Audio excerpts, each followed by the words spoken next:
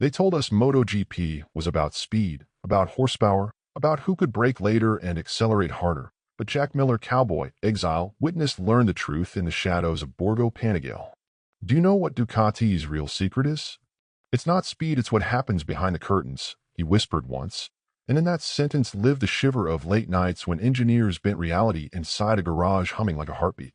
He remembers walking past a truck where a 3D printer sang quietly through the night, crafting in carbon and titanium the future his rivals would only see at dawn.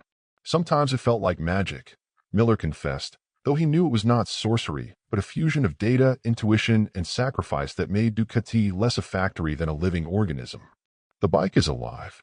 If you listen to it, it answers, he said, describing a philosophy that turned grease into scripture and riders into translators of something larger than themselves.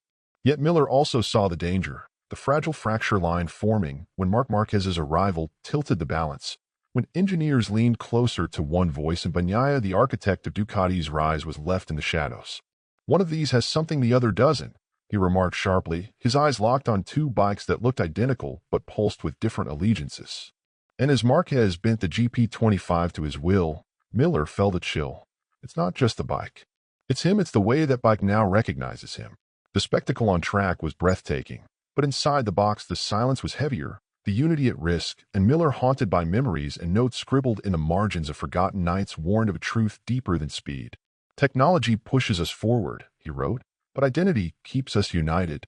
Then, almost to himself, he asked the question that still lingers like smoke over Ducati's victories. Who will really take Ducati into the future? Will it be a name written on the fairing, or the collective memory of those who built that bike? Life after life, lap after lap. And so, to understand why Ducati now stands as the benchmark of MotoGP, we must return to 2022, when Pecco Bagnaia's title ignited a transformation that shattered a decade of Japanese dominance and rewrote the very rules of speed. Ducati's transformation since Bagnaia's 2022 crown was not just a sporting revolution, but a cultural earthquake that shattered more than a decade of Japanese control and rewrote the vocabulary of speed in letters no rival dared to erase. The Bologna factory became a cathedral of innovation, where the hum of machines mixed with whispered strategy, and the scent of resin from carbon molds clung to the air like incense in an ancient church, heavy and unforgettable in every corner. Jack Miller, who lived those corridors and felt the eyes of engineers measure his every gesture, still admits in a voice both reverent and raw, it's an environment that sticks with you. Every weekend you're under examination. Every mistake weighs like an anchor. People have no idea how advanced that factory is. The level they've reached is from another planet. He often wondered silently, why does this place never forgive even when I give everything? And the answer was hidden in the restless pursuit of perfection, a hunger that devoured comfort and replaced it with invention. A little-known detail tells of a prototype swing arm, built overnight in titanium lattice by a printer so precise it could trace a human hair, and fitted before dawn to gain 3/10 on corner exit, leaving graphs on laptops glowing like skylines seen from airplanes. The team spoke little during those nights, but the rhythm of drills, welding sparks, compressors, and keystrokes created a music that carried more truth than words, a melody of obsession no rival could translate without burning themselves in the attempt.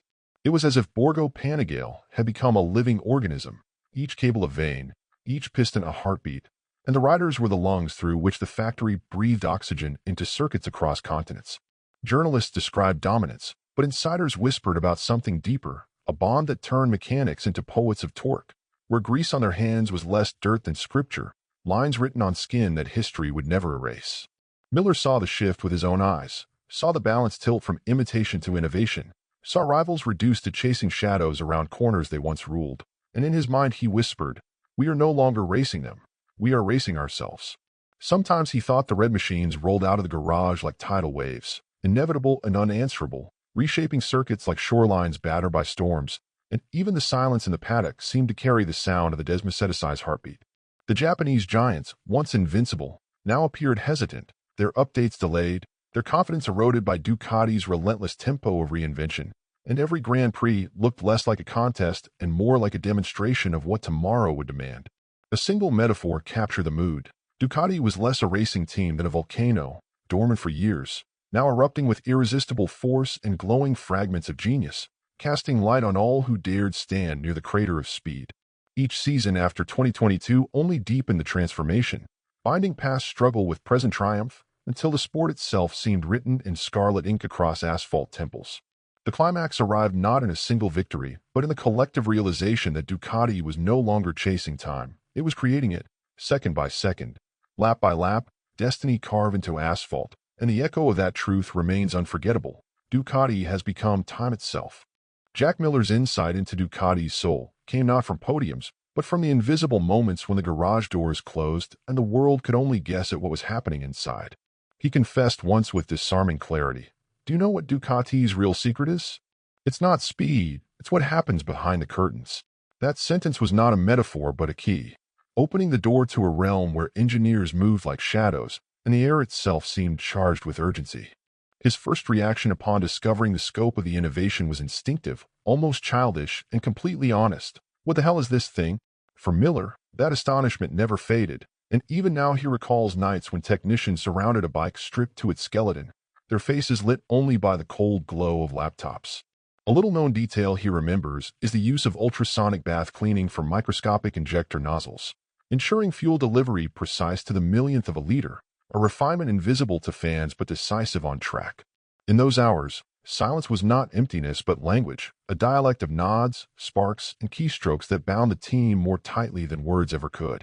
Miller would often find himself thinking, "I'm less a rider here and more a witness to a future no one else has yet touched." The intimacy of Ducati's world was like stepping inside a clock, gears meshing, springs releasing, every human pulse synchronized with mechanical rhythm. Engineers did not just test parts, they sculpted identities, each component a brushstroke on a canvas only they could see. Miller noticed how quickly ideas became matter. An aerodynamic wing sketched in the evening, tested in CFD before midnight, and printed before dawn, so tangible it could be bolted on for FP3. Sometimes it felt like magic, he later admitted, though he knew it was not sorcery, but discipline sharpened to a blade. That discipline weighed heavy too, pressing on him every time he zipped his leathers, knowing that mistakes were not forgiven but dissected and logged for future lessons. And yet the culture of the place gave him strength, because inside those red walls failure was never an ending, but a fragment to be melted down and reforged.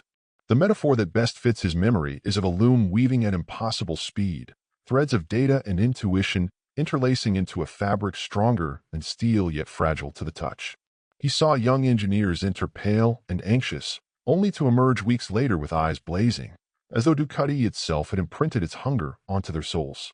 He saw mechanics sleep on tool chests, hands blackened with grease, and wake to continue working as though dreams had been unnecessary. He realized that Ducati was less about motorcycles than about the alchemy of belief, the conviction that human perception and machine feedback could merge into one.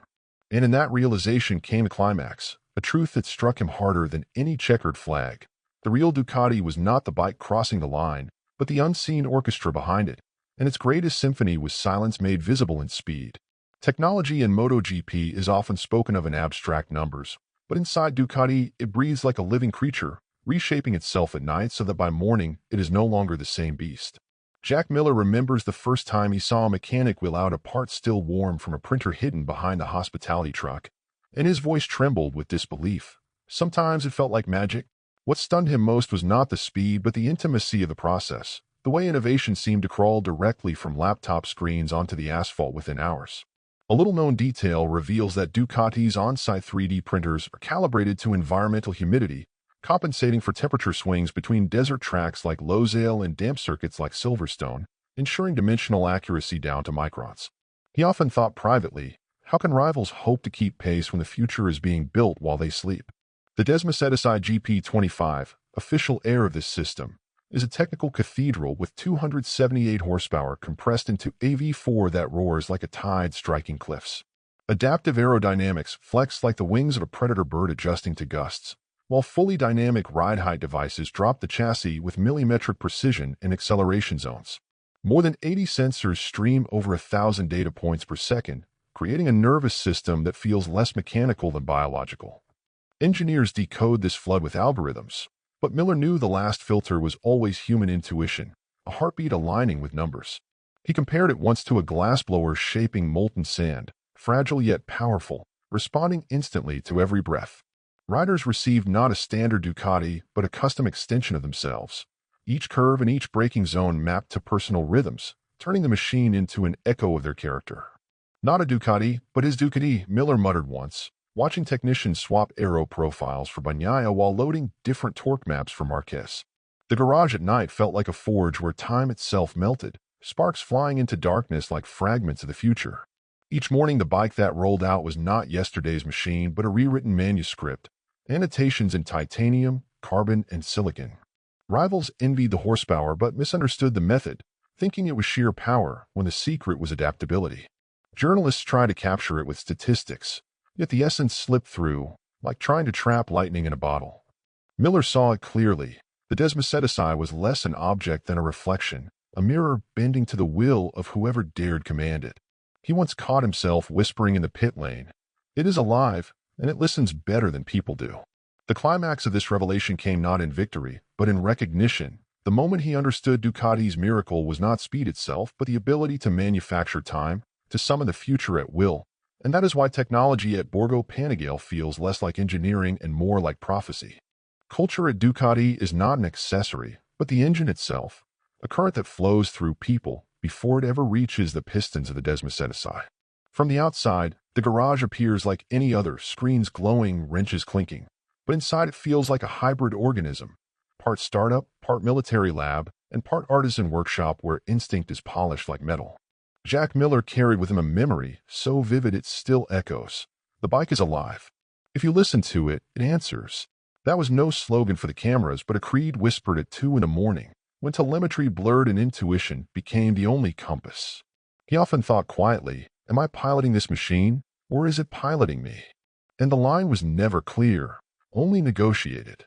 A little-known detail of Ducati's culture is their use of blind debriefs, sessions where engineers hide the data to first capture the rider's raw sensations, later comparing them to graphs with uncanny precision. In this way, emotion is not discarded but harnessed, turned into measurable guidance. Mechanics spoke with hands, sliding fingers across metal to indicate vibrations, while engineers scribbled equations that felt less like math and more like poetry in code. Miller recalls late nights where Daligna asked him not what the sensor showed, but what his chest felt between corners 5 and 6 at Le Mans. That fusion of man and machine created an alchemy rivals could not replicate, because it required trust, humility, and the courage to admit that numbers without feeling were sterile. Sometimes, Miller said later, the data was perfect, but the bike wasn't, and that's when the whispers mattered more than the graphs. The metaphor that fits best is of a jazz band, each instrument improvising but always returning to the same pulse, chaotic yet precise. Ducati breathed that rhythm, laptops chirping like saxophones, torque wrenches marking percussion, riders providing the melody of risk. Outsiders saw dominance, insiders saw communion, a dialogue between flesh and alloy. Miller once compared it to learning a language that no dictionary contained, spoken only at 300 kilometers per hour with knees grazing curbs. Each improvement, each adaptation grew from the shared tongue, and the garage itself seemed to hum with understanding. Engineers listened not just with ears but with nerves, translating tremors and tires into strategies for tomorrow. In that atmosphere, mistakes were not punished but dissected, every failure composted into fuel for the next experiment. The climax of this culture arrived not in a race result but in the recognition that Ducati's real innovation was not technology alone, but the courage to make the human voice as valuable as the machine's signal, and in that equilibrium lay their unstoppable force.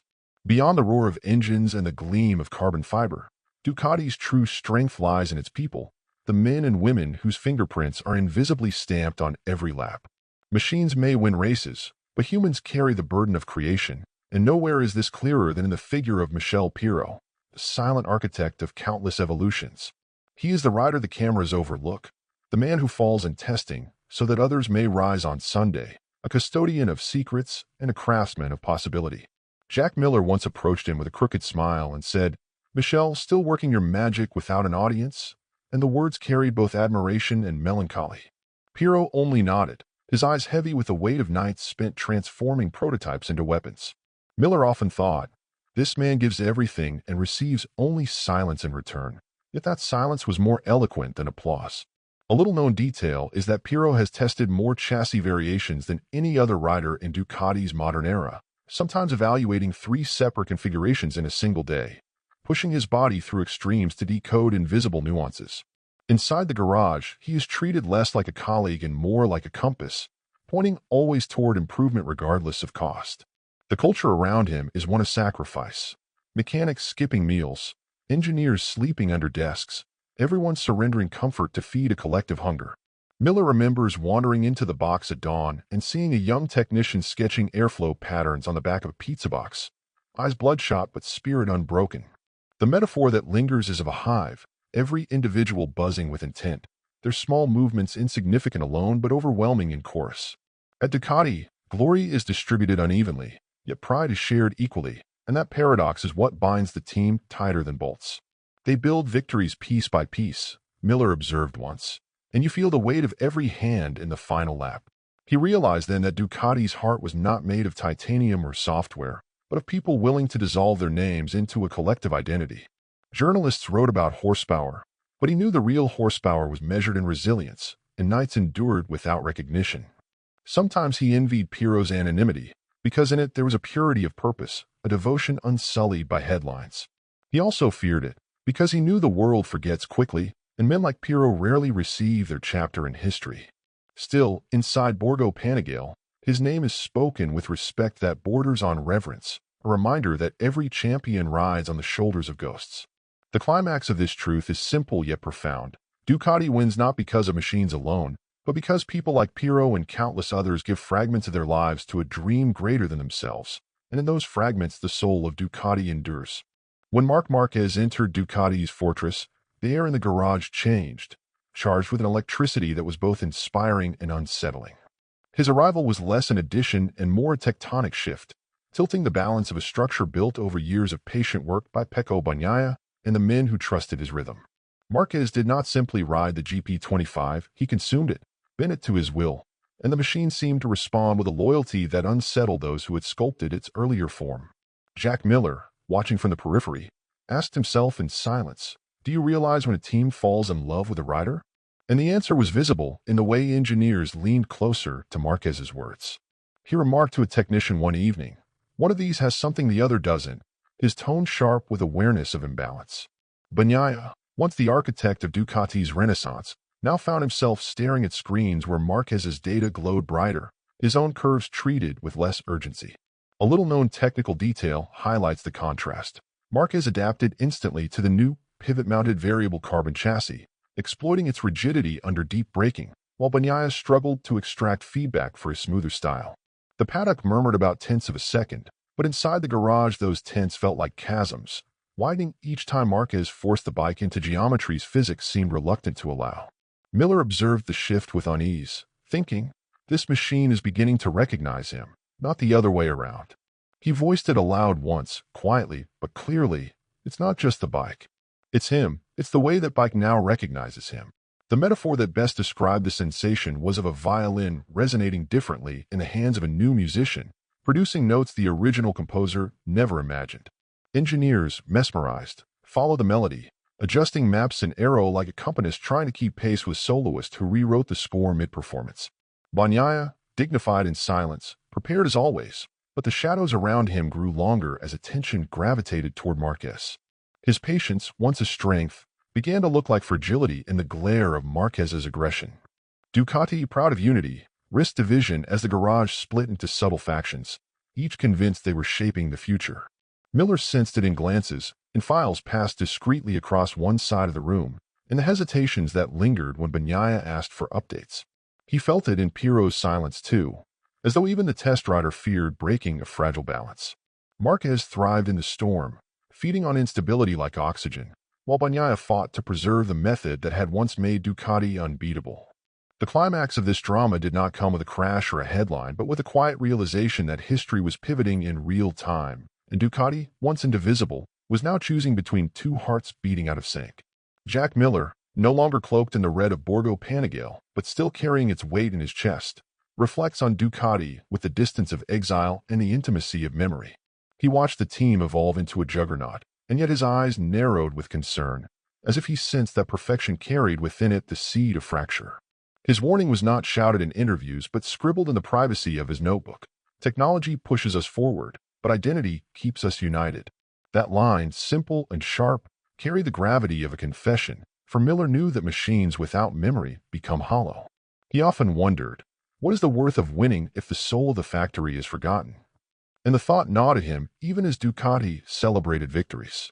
He had seen how easily focus could shift toward one rider, how quickly balance became dependence, and he feared the fragility of such a foundation. A little-known detail reveals that Miller kept logs not just of lap times but of conversations, fragments of culture he believed mattered more than tenths of a second. He wrote down the phrases whispered by mechanics, the gestures of engineers, the silences that spoke louder than telemetry sheets. To him, these were the veins of Ducati, invisible but essential, carrying life through the structure. He remembered how every innovation had been born from collective sweat, not a single genius, and he knew history could be rewritten too easily to favor the loudest name. Who will really take Ducati into the future?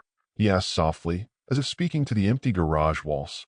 Will it be a name written on the fairing, or the collective memory of those who built that bike? Life after life, lap after lap? The metaphor he carried in his head was of a lighthouse, a beam that guides ships safely but blinds those who stare only at the light, forgetting the rocks beneath. He feared Ducati might fall in love with the brightness of one rider and lose sight of the hidden architecture that made them strong. Outsiders saw dominance, insiders felt tension, and Miller straddled both worlds with the clarity of someone who had loved and lost the same place. His voice grew heavier in commentary booths, tinged with nostalgia, each word carrying both pride and unease. He remembered Pirro's sacrifices, Bagnaia's patience, his own battles with expectation, and he recognized that victories were never individual but collective testaments. Sometimes he whispered in thought, "Do not trade eternity for immediacy," and hoped someone at Ducati was listening.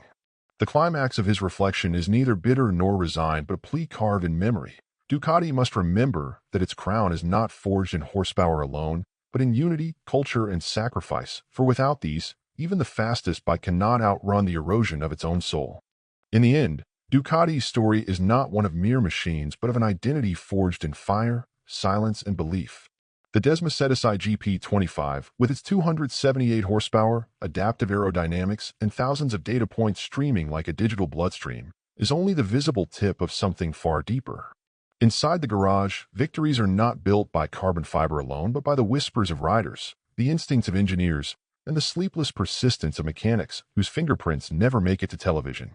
Jack Miller, both insider and outsider, warned of this balance with a note scribbled in the margins of memory. Technology pushes us forward, but identity keeps us united. He had seen how easy it was to fall in love with one rider, how quickly a factory could orbit around a single star, and how dangerous that gravity could be.